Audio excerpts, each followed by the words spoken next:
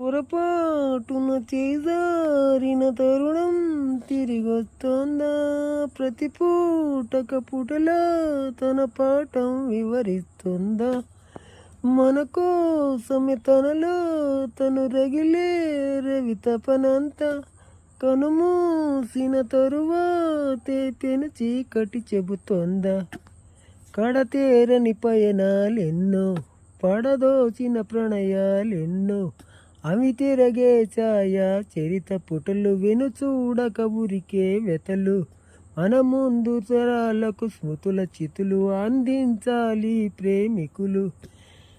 ఇది కాదే విధిరాత అనుకోవే దురీత, 10 నెలలు తనలో నిన్ను మోసే అమ్మైనా అప్పుడో ఇప్పుడు నిన్ను కనను అంటోందా?